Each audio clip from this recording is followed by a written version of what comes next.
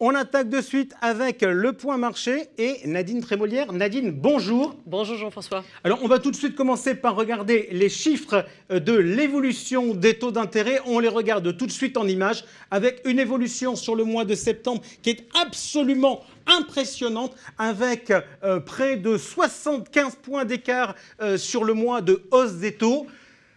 Nadine, j'ai une question toute simple à vous poser. Est-ce que nous assistons à un krach obligataire? Oui, très clairement. Je veux dire, on a essayé d'illustrer depuis environ 40 ans les différentes séquences de hausse des taux et on s'aperçoit que celle-ci, elle est relativement proche de celle qu'on avait connue fin 87, qu'on avait connue en 94, un tout petit peu moins qu'en 98. Mais donc, alors, on va voir le graphique. Il est assez intéressant parce qu'on voit effectivement qu'en termes d'ampleur, on est proche de ce que l'on avait connu effectivement, notamment dans les années 93-94. Sauf que notre point de départ, c'était pas tout à fait le même. Quand exactement. On part de zéro, ça fait plus mal. Exactement. On est passé de 0,25 à 3,25 ou 3,75, alors que dans ces années-là, on était plutôt autour de 5,5-6. Et donc, effectivement, en termes de sensibilité, et on le voit d'ailleurs quand on regarde réellement la rémunération ou la performance des actifs obligataires depuis le début de l'année, je crois que c'est des chiffres qui sont historiquement bas, puisqu'on est autour de moins 13, moins 14 sur les indices Global Aggregate, ce qui est relativement historique. En fait, là, on a quand même un mouvement sur les taux longs, ça date pas d'hier. Là, ça s'emballe un peu. Mais les taux américains, ça fait quand même déjà un certain temps qu'ils montent. Oui, on a un mouvement à la limite. Par rapport au passé, la hausse des taux sur la partie long terme est relativement, on va dire, longue, puisqu'elle s'étale entre fin 2020 et aujourd'hui, donc presque 2 ans. Ce qui est exceptionnel, c'est le resserrement monétaire de la Fed. La Fed a monté de pratiquement 300 BP entre décembre 2021 et donc septembre 2022, et sachant qu'il y a plus à venir. Donc c'est peut-être la brusquerie de la montée des taux sur la Fed qui est exceptionnelle. Juste Nadine, comment on peut expliquer? On avait le sentiment que si la Fed durcissait le ton, elle avait un peu perdu en crédibilité, que si elle durcissait le ton, ça allait entraîner un écrasement des taux longs et un aplatissement de la courbe. Or, les taux longs, ils montent avec les taux courts. Pourquoi? Mais parce qu'on s'aperçoit que déjà, le mouvement il n'est pas fini. On va avoir encore plus de remontée des taux. Et on sent que la machine, elle est en train de continuer à marcher. La machine américaine, l'économie américaine est en train toujours de marcher. Et donc, on n'est pas arrivé au point haut des taux courts américains. Lorsqu'on verra effectivement qu'on est à peu près atteint cette espèce de palier, dont on pensait, rappelez-vous, 6 mois auparavant, on pensait qu'il serait autour de 3,25, 3,5, on y est.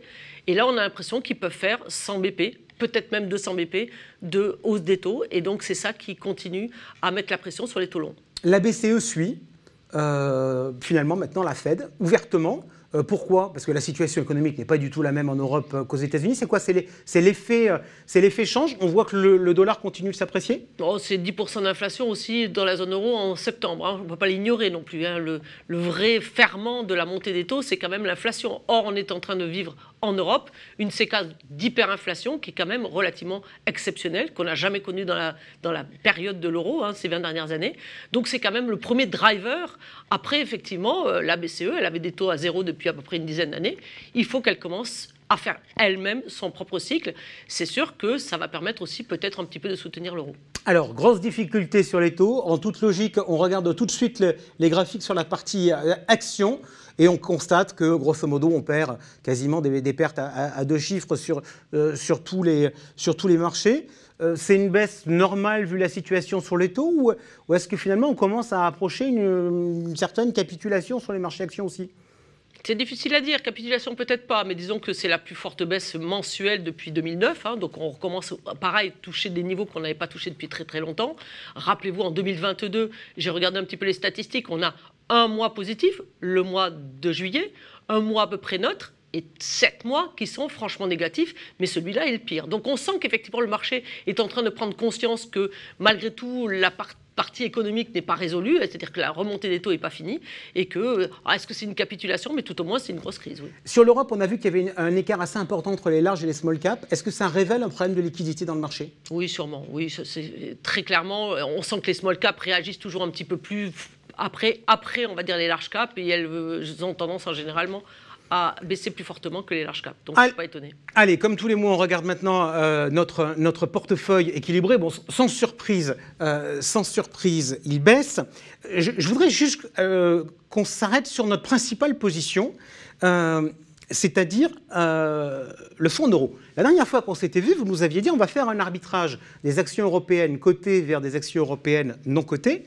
Et en fait, notre principale position, le fonds euro, j'ai presque tendance à dire que c'est du taux non coté, non valorisé. Et en fait, vous avez fait ce choix depuis le début. Pourquoi ? Parce que déjà, ça nous apporte dans cet environnement incertain quelque chose d'extraordinaire, une garantie du capital. Quel est l'élément qui peut vous donner ça actuellement? Quelle est la classe d'actifs qui peut vous donner ça? Rien. Donc on sait que le fonds euro va être touché par le fait qu'en taux réel négatif, les fameux taux réels négatifs, on ne va pas avoir une rémunération à la hauteur de ce qu'on va perdre sur la partie inflationniste.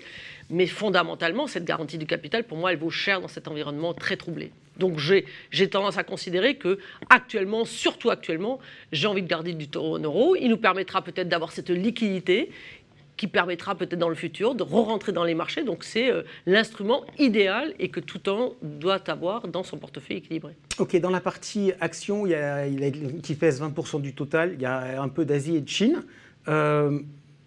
Vous allez être particulièrement attentive à ce qui va se passer dans le mois qui vient avec le congrès en Chine? Oui, tout à fait. Je pense que il y a une vraie capitulation. Sur les actions chinoises, je pense qu'on a vraiment vu une capitulation avec les étrangers qui sont massivement sortis de ce marché-là. Et c'est ça qui entraîne la baisse qui est la plus forte des marchés. Donc on a eu tort, entre guillemets, en tant qu'allocataire, de se mettre sur la Chine, peut-être un petit peu trop tôt.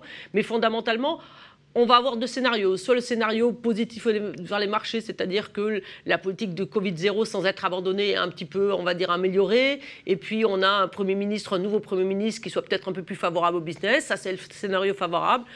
Le scénario défavorable, c'est effectivement maintien de cette politique de Covid-0. Et puis, on va vous annoncer, si on vous annonce une prospérité partagée, je crois que là, on aura des soucis. Et peut-être qu'il faudra sortir de la Chine pendant encore pour encore quelques mois.